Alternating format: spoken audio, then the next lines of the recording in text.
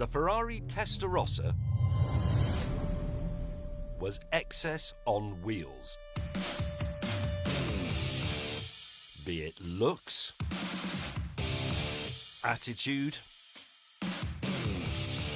or even size.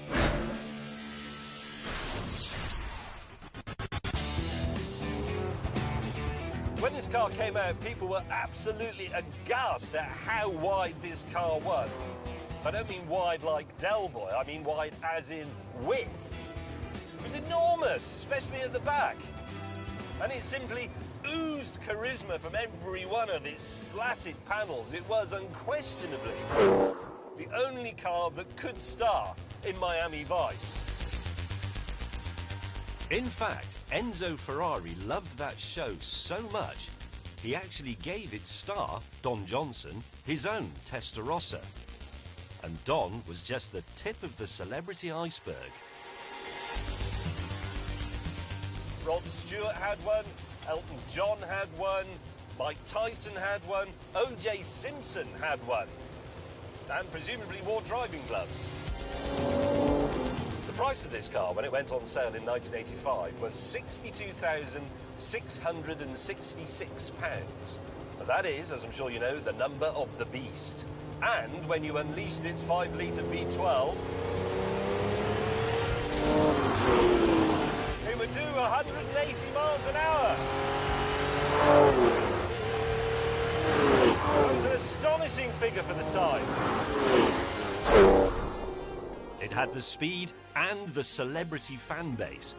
But the Testarossa was not what you'd call politically correct. Consider, for example, that the window switches are tiny little things hidden down here on the centre console, where you'd expect them to be. That, well, obviously, it's a huge ashtray. And in fact, if they'd given that a mirrored lid, it could have had two uses. If the 1980s were the era of excess, then, well, this was the perfect car for the era. I'm afraid Mr. May has just been wasting your time, rather, because that is not the ultimate 80s supercar. This is. For sheer over-the-topness, nothing comes close to the Lamborghini Countach. Alongside it, the Testarossa looks like a family hatchback. If you think the Ferrari is wide, this is even wider. And the Testarossa's doors don't open like this. This version of the Countach, the LP5000, was launched in 1985 specifically to put the Testarossa back in its box. Its 48-valve, 5.2-litre V12 could take the Countach to 186 miles an hour, or to be precise, more than the Ferrari. In fact, in its day, this was the fastest production car in the world. I've got a Kevlar bonnet. I've got rear tyres the size of road rollers. We're talking ultimate supercar here. And this incredible machine came from a company that didn't have half the resources of Ferrari. Let me give you an example. This car might look super aerodynamic, like a missile, but in fact, it never saw the inside of a wind tunnel. They couldn't afford to put it in one. So instead, they ran a prototype up and down the motorway with bits of wool stuck all over it. I love that. Oh, hello. Here he comes. The also-ran. Mr. Silver Medalist.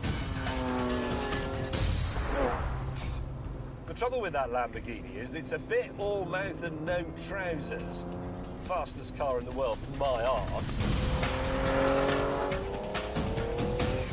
Even Lamborghini will admit they ran slightly hooky cars when they did the performance testing. They took the mirrors off and stripped weight out of it. Absolute flim-flam.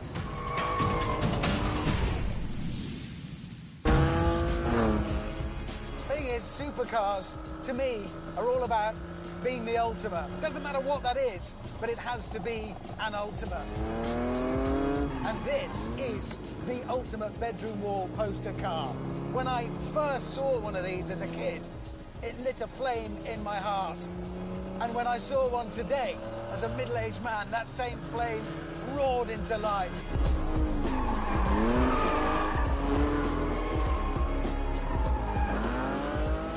Listen to that noise. It's like a gun going off. The problem is, the Lamborghini Countach wasn't really a car. It wasn't really for driving, but this was. It's got a proper boot, decent-sized fuel tank, it's got comfortable seats. It's actually a continent-crushing touring car.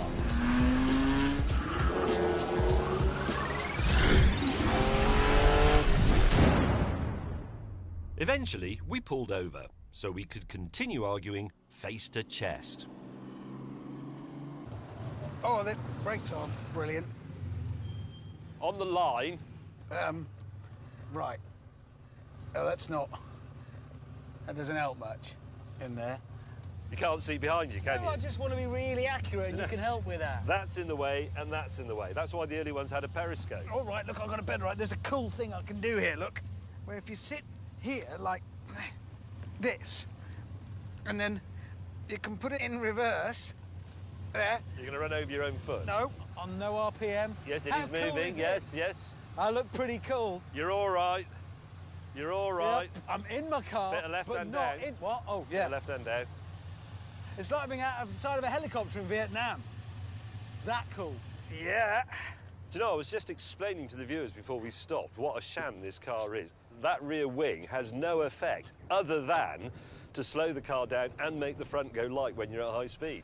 It's actually worse than that because it's illegal. They didn't have the money to homologate it properly, so they'd build the cars in the factory, then wheel them out into the car park, and a man screwed them on with a power drill. Genuinely. And I love that about In the car park? In the car park. Finished it off. I love that. Why don't we tell the viewers how the indicator stalk on your supercar comes from a Morris Marina? Well, why don't we talk about the fact that the electric door mirror adjusters on yours are out of an Austin Montego? I was hoping you didn't know I that. did. Ahem. Rod Stewart had a Testarossa. Rod Stewart had a Countach. Oh, yeah. Yeah. Unable to agree on anything, we decided to take a more intellectual approach by having a drag race. Now, on paper, the Lamborghini is faster, definitely, but as we've already observed, Lamborghini were a bit fast and loose with their performance figures back in the day. So now, finally, we can find out for real. However, as we sat on the start line, something occurred to us. These are privately owned cars, aren't they?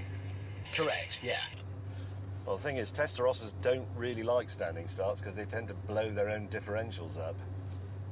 How much is a new differential? It's £26,000.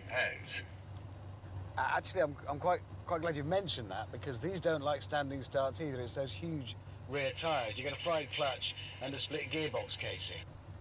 How much does that cost? £36,000. So in all, that's £62,000 at risk. I know, I fancy something we don't normally do, a rolling start drag race. Yes, I do too. I've always wanted to try a rolling start drag race, and for some reason, today in these cars, I prefer that option. So, when the light went green, we gently pull away together.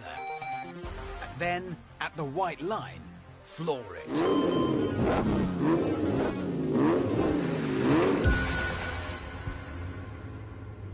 Rolling start. Cross the line and bin it. And they're off.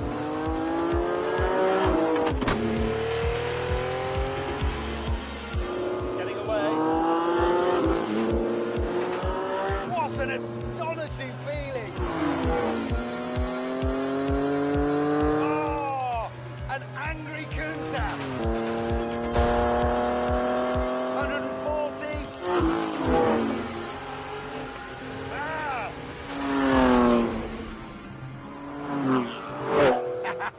Well, there you go. The bull has kicked the horse's arse. Even through that ridiculously small window, you look smug.